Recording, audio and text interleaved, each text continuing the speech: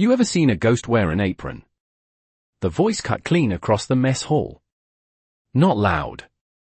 Just sharp enough to make people listen. A few sailors chuckled, quick, shallow laughs. The kind you give when a lieutenant expects it. Fluorescent lights buzzed overhead. Metal trays clattered. Burnt coffee hung thick in the air, mixed with overcooked eggs that had been sitting too long under heat lamps. Behind the stainless steel counter, an old man kept working. Slow. Precise. Not a single grain spilled as he portioned scrambled eggs onto a tray. White hair tucked beneath a faded cap. Back slightly bent, but steady. Like something that had been tested and never broke. Lieutenant Ryan Cole stepped forward.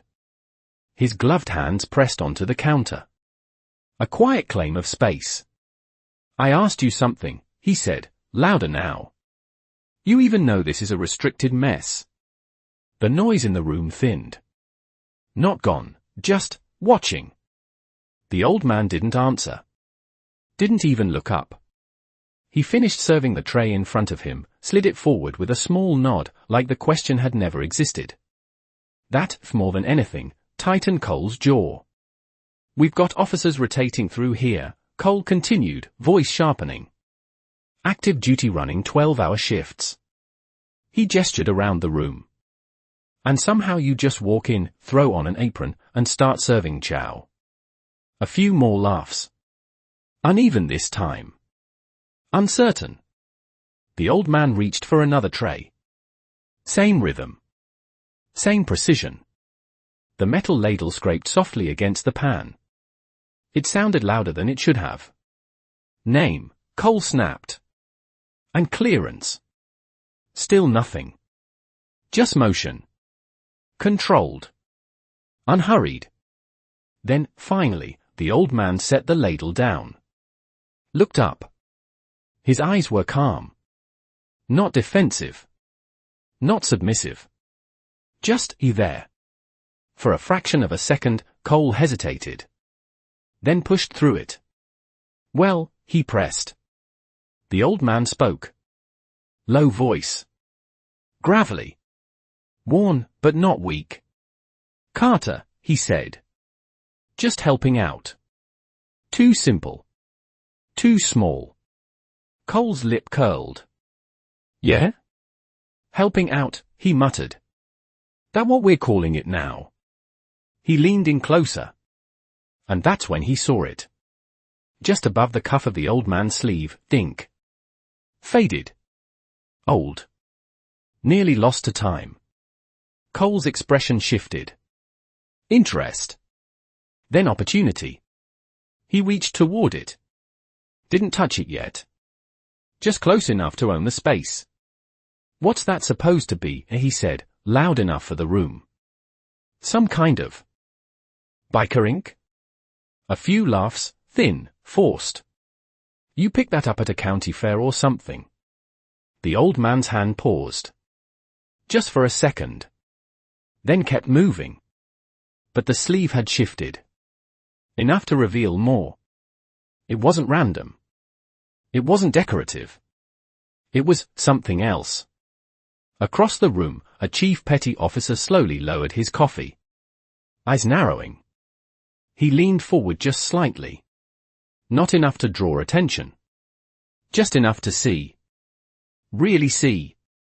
The room changed. No one said anything. But something tightened in the air, like pressure dropping before a storm. Cole didn't notice. He stepped in closer. And this time, his fingers brushed the edge of the tattoo. Casual. Dismissive. A mistake. The old man stopped. Not abruptly. Not dramatically. Just stopped. And when he looked at Cole again, something had shifted. Not anger. Not fear. Recognition.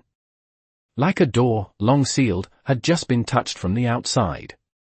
Behind them, the chief was already reaching for his radio.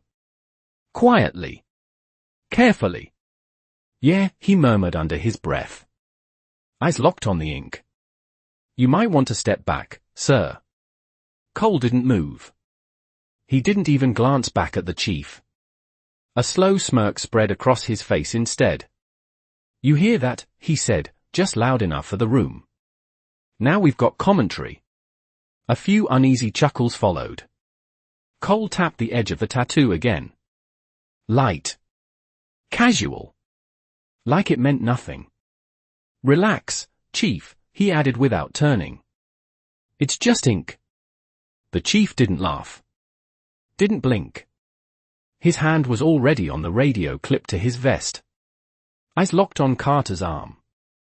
"Negative," he said quietly. "It's not." That was enough to shift something. Not in Cole, but in the room. People stopped eating. Forks hovered midair. Even the hum of conversation seemed to thin into something fragile. Cole exhaled through his nose. Annoyed now. He straightened slightly and finally looked back over his shoulder. "What exactly is your problem, Chief?" he asked. The chief stepped closer. Slow. Measured. Not confrontational. But not backing down either. "My problem, sir," he said carefully, "is that I've been in this Navy 22 years, his eyes flicked to the tattoo again. And I've never seen that marking outside of one place. A beat." Cole tilted his head. "Yeah," he said. "And where's that?" The chief didn't answer right away. His thumb pressed the transmit button on the radio. A soft click. Then, "Command, this is Chief Ramirez. I need a verification on an insignia." His voice stayed calm. But there was weight under it now. The kind that didn't belong in a mess hall. Across the counter, Carter said nothing. Didn't move. Didn't even look at the radio. Like he already knew how this was going to end. Cole let out a short laugh. "You're calling this in," he said. "Over a tattoo?" No response. Just the faint static crackle from the radio. Then, a voice came through. Sharp. Professional. "Go ahead, Chief." Ramirez didn't take his eyes off Carter's arm. "Marking appears to be," he paused, choosing the words carefully, "non-standard. Circular base. Internal star configuration. Degraded ink. Left forearm. Silence on the line. Not static. Not interference. Silence." Ramirez's jaw tightened. "Command," he prompted. Nothing. Then, "Chief, say that again." Different tone now. Lower. Tighter. Around the room, people were starting to shift. Whispers, barely there. Cole's smirk faded just a fraction. Ramirez repeated it. Slower this time. Clearer. Each word placed like it mattered. Another pause. Longer. Then the voice came back, but it wasn't the same voice. "Chief Ramirez, stand by." A click. The line went dead. Cole frowned. "Okay, what is this?" he said. "Some kind of joke?" No one answered. Across the room, one of the junior officers had already stood up.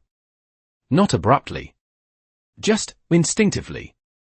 Like something in the air had changed and his body caught it before his brain did. Ramirez lowered the radio slowly. His eyes never left Carter. "Sir," he said, quieter now. Different tone. Not correction. Not challenge. A warning. "You really should step back." Cole didn't. Couldn't. Not now. Not with everyone watching. He turned back to Carter. Leaning in again. Trying to reclaim control. "All right," he said, voice colder now. "Enough of this." His finger lifted, pointing directly at the old man. "You're going to step away from this line, and you're going to explain exactly who authorized you to be here." For the first time, Carter moved first. Not fast. Not aggressive. He simply wiped his hands on a cloth. "Set it down." then placed both palms lightly on the counter. And looked at Cole.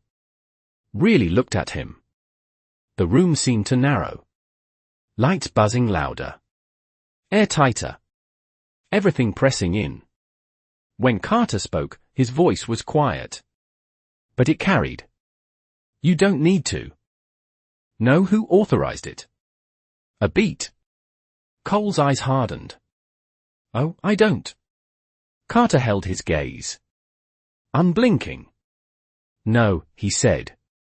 Then, just slightly, almost like a memory surfacing, you just needed not to touch that. Silence. Heavy. Final. Then, the radio exploded back to life. Chief Ramirez, do not let that individual leave the area. A second voice cut in, urgent. Who is the officer on site? Put him on the line. Now. Ramirez didn't move. Didn't look away. Too late, he said under his breath. Because across the room, two sailors had already stepped back. Not ordered. Not told. Just instinct. Creating space. Like something important, or dangerous, was about to happen. The radio was still echoing when it happened. Not loud. Not visible to most. But real. Carter's gaze didn't move from Cole, yet something behind his eyes shifted. Like a switch flipping. Or a memory unlocking. Cole opened his mouth to respond, but the words never came.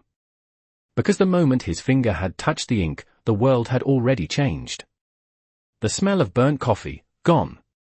Replaced by something thicker. Heavier. Wet earth. Cordite. Heat pressing down like a physical weight. The fluorescent lights, gone. Replaced by a sky that burned white through jungle canopy. Rotor blades thundered overhead. Deep. Violent. Relentless. Whump. Whump. Whump. Carter wasn't old anymore. He was 20. Face streaked with mud and sweat. Hand steady, but soaked in blood that wasn't all his. The Huey shuddered beside him. Engine screaming. Taking fire. Rounds snapping through trees like angry insects. Inside, men were screaming. One of them pinned. Another slumped over, barely conscious. And at the center, a young officer. Lieutenant. Leg crushed under twisted metal. Breathing fast. Too fast. Eyes wide with the kind of fear that comes when you realize you're not getting out. Leave me, the lieutenant shouted. That's an order? Carter didn't answer. Didn't hesitate. He never did. He moved through the chaos like it had rules only he could see. One hand braced the frame. The other reached inside. Ignoring the rounds hitting metal inches from his head. Ignoring the pilot screaming to pull out. Ignoring everything, except the mission. The lieutenant grabbed his sleeve. Blood slick. Grip weak. You don't even know who I am, he rasped. Carter looked at him then. Really looked. Calm. Focused. I don't need to, he said. Then he lifted. Metal screamed. Bone shifted. The kind of sound that never leaves you. The world narrowed. Just wait. Just pressure. Just will. And then, he pulled the man free. Outside, gunfire intensified. The jungle alive with it. Carter dragged him clear, step by step, until the Huey dipped low enough for extraction. Hands reached down. Grabbed the wounded officer. Pulled him up. For a second, just one, everything went quiet. Not the battlefield. Not the war. Just a moment. Suspended. The lieutenant clutched Carter's arm. Desperate now. Eyes locked on his. You saved me, he whispered. His hand fumbled at his own sleeve. Pulled something free. A piece of ink. Fresh. Crude. Still dark. A symbol carved into skin, not stamped by command. Take it, he said. If we don't make it out, Carter shook his head once. Short. Final. We will, he said. The rotor wash swallowed everything. The moment shattered. And just like that, the jungle was gone. The mess hall snapped back into place. Fluorescent lights buzzing. Metal trays. Burnt coffee. Silence. Cole staggered half a step back. He didn't understand why. Didn't understand what he felt. But something, deep, instinctive, told him he had just crossed a line he couldn't see. Across from him, Carter stood exactly the same. Hands resting lightly on the counter. Eyes calm. Unreadable. Like nothing had happened. But across the room, Chief Ramirez had gone pale. Not confused. Not uncertain. Recognizing. The radio crackled again. This time in no hesitation. No protocol. Just urgency. Chief, confirm visual. Ramirez swallowed. Didn't take his eyes off Carter. Confirmed, he said quietly. A beat. Then, sir, you're going to want to notify flag command. Silence. Then the voice on the other end, tighter now. Controlled, but barely. Chief, we already did. A pause. Heavy. Final. Then, they're on their way. Around the room, no one spoke. No one moved. Because without understanding why, they all felt it. Something bigger than rank. Bigger than protocol. Was about to walk through that door. And the old man behind the counter didn't even turn around.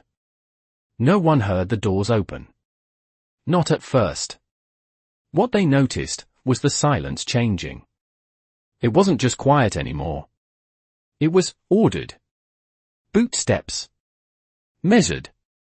Heavy. Unhurried. The kind that didn't need to rush because everything else would adjust. Chief Ramirez straightened instinctively. Not thinking. Not choosing. His spine locked before his mind caught up. Across the room, 2. Sailors turned. Then 3. Then all of them. Like a wave, slow. Unavoidable. Lieutenant Cole frowned. Annoyed. Confused. He followed their gaze toward the entrance. And then, he saw them. Dress uniforms. Not just clean, immaculate. Rows of ribbons. Gold catching the fluorescent light. Sharp enough to cut. At the center, a man stepped forward. Older. Controlled. Presence filling the room without effort. For stars rested on his shoulders. Everything stopped. Conversations died mid-breath. Trays hovered in hands. Chairs scraped back, late, rushed, instinctive. Cole's stomach tightened. Hard. He hadn't been told anyone like that was on base. The Admiral didn't look at him. Didn't look at anyone. His eyes moved once, across the room, and landed on the man behind the counter. Carter. For the first time, the old man paused. Not out of surprise. Not out of fear.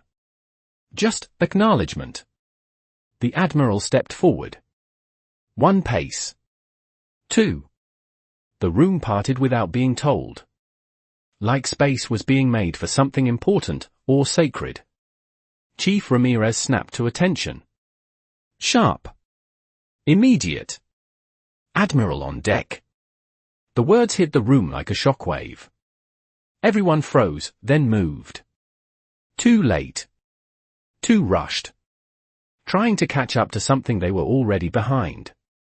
Except Carter. He didn't move. Didn't salute.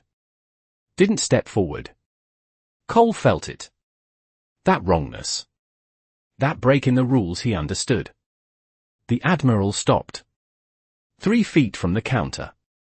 Close enough now. For a moment, he said nothing. His eyes dropped to the tattoo. And everything about him changed. Not visibly. Not dramatically. But the shift was there. Subtle. Absolute. He exhaled once. Slow. Controlled. Like something heavy had just settled into place. Then, he straightened. And in a room full of officers, full of rank, protocol, expectation, a 4-star admiral raised his hand. And saluted. Not casually. Not briefly. Perfect. Crisp. Held. The sound of fabric moving, the only thing anyone could hear. No one breathed. Cole didn't understand. Couldn't. His brain searched for logic, chain of command, protocol, anything that made sense of what he was seeing. There was none. Because behind him, chairs scraped back. Fast. Violent. One by one, then all at once, the entire mess hall snapped to attention. And followed. A wall of salutes. Directed at a man in a worn apron. Carter looked at the Admiral. Quiet. Steady. For a second, just a second, something passed between them. Not rank. Not authority. Something older. Then Carter lifted his hand. Returned the salute. Slower. Heavier. Like it carried weight the room couldn't measure. The Admiral lowered his hand. And only then did he speak. Sir, the word landed wrong. Impossible. Cole's breath caught. Permission, the Admiral said, voice controlled but unmistakably tight, to correct a situation that should never have happened. Silence. Carter studied him. Long enough to matter. Then, a small nod. Go ahead, he said. The Admiral turned. Slowly. And for the first time, his eyes landed on Lieutenant Cole. There was no anger there. No raised voice. No threat. Just certainty. The kind that ends careers. You will step back, he said. Not loud. Not sharp. Final. Cole moved. He didn't remember deciding to. His body just obeyed. And as he stepped away, the entire room understood something at the same time. This was never about a cook. And it was never his mess hall. No one moved. Not after the salute. Not after the word, sir. The room was still trying to understand what it had just seen, and failing. The Admiral didn't raise his voice. Didn't need to. Chief Ramirez, he said. One step forward. Yes, Admiral. Secure the room. A beat. Then, sir. The doors shut. Quietly. But final. 2 sailors moved to position without being told. No one questioned it. No one dared. Lieutenant Cole swallowed. Hard. His mouth had gone dry. What is this? He asked. No one answered him. Because for the first time, this wasn't about him anymore. The Admiral turned back to Carter. Not as a superior. Not even as an equal. Something else. Something older. Sir, he said carefully, with your permission, a pause. Measured. Respectful. To clarify your identity for the personnel present. Carter studied him. Long enough to matter. Then gave a small nod. Go ahead. The Admiral exhaled. Once. Like a man stepping into something heavy. Then he turned. Facing the room. Everyone here, he said, voice steady, controlled, is going to listen carefully. No one shifted. No one blinked. What you are looking at, a pause. Is not a civilian volunteer. Cole's heartbeat spiked. Nor is he, the Admiral continued, any rank currently listed in our active structure. Confusion rippled. Fast. Silent. The Admiral's eyes moved once, back to Carter's arm. That marking, he said, does not exist in any modern registry. A beat. Because it was never meant to. The words landed. Heavy. Cole felt it. That drop in his stomach. That realization that he had stepped into something far outside his depth. The Admiral continued. Slower now. Each word placed with intent. 43 years ago, an operation was conducted. No official designation. No public record. Silence deepened. 5 men were inserted. Another beat. Only one walked out. A shift in the room. Subtle, but real. The Admiral didn't look at anyone now. Only forward. Only steady. That man, he said, is standing behind that counter. Cole's breath caught. No medals were issued. No commendations recorded. No names entered into history. The Admiral's jaw tightened, just slightly. Because officially, it never happened. A long pause. Then, for those who need something more familiar, his eyes flicked once, toward Cole. He was known, the Admiral said quietly, by a call sign. The room leaned into the silence. Raven 6. The words didn't echo. They didn't need to. They just landed. Across the room, one of the older chiefs went rigid. Eyes wide. Like he had just heard something he wasn't supposed to know. Another sailor took a step back. Unconscious. Instinct. Cole's face drained of color. He shook his head once. Barely. Like denial might fix it. That's not, he started. His voice cracked. That's not possible. No one acknowledged him. Because the Admiral wasn't finished. He operated in places we don't brief. In conditions we don't train for. And under authority that does not appear on any chain of command you recognize. A beat. And the reason you've never heard of him, the Admiral looked directly at Cole now. Is because men like you weren't meant to. Silence. Absolute. Cole's legs felt unsteady. Like the ground had shifted under him.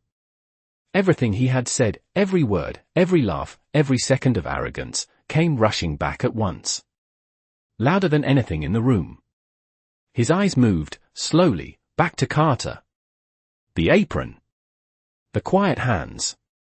The stillness. And for the first time, he saw it. Not an old man. A survivor. Cole took a step back. Then another. He didn't remember deciding to. I didn't know, he said. Soft. Broken. Carter didn't answer. Didn't need to. Because the truth wasn't something you were told. It was something you felt, too late. The Admiral turned away from Cole. Dismissed. Like he was no longer part of the situation. Then, quietly, almost respectfully, he spoke again. Sir, a pause. We've been looking for you. Carter's eyes didn't change. I know, he said. And somehow, that was heavier than everything else combined. No one spoke. Not after that. Not after the name. The mess hall stood frozen, but not in shock anymore. In understanding. Not complete. Not comfortable. But enough. The Admiral didn't move. Didn't break posture. But his voice, when it came again, was different. Lower. Less command. More memory. We lost track of you, he said. Not accusing. Not questioning. Just stating a truth that had waited too long. Carter leaned back slightly against the counter. Not defensive. Not proud. Just tired. You didn't lose me, he said. A small pause. I left. The word settled. Heavy. The Admiral nodded once. Like he had expected that answer, even if he didn't want to. After extraction, he continued carefully, there was no formal debrief. No reintegration. No record. Another pause. Why? Simple question. No rank behind it. Just a man asking another. Carter looked down at his hands. Rough. Steady. Older now. For a moment, it seemed like he wouldn't answer. Then, you ever carry something, he said quietly, that doesn't fit anywhere you go? No one moved. You come back, he continued, and everyone else is still living in a world that makes sense. A faint breath. But you're not in that world anymore. The fluorescent lights hummed overhead. Louder now. Or maybe, just the only thing left to hear. They told us it didn't happen, Carter said. Easier that way. His eyes lifted. Not at the Admiral. Not at Cole. Somewhere past them. But you don't forget the men who didn't make it back. Silence. And you don't keep wearing something, he added, that no one else is allowed to remember. The tattoo. Suddenly, it wasn't a symbol of pride. It was a grave marker. For 4 names, no one in that room would ever know. The Admiral's jaw tightened. Just slightly. They should have honored you, he said. Carter shook his head once. They did, he replied. A beat.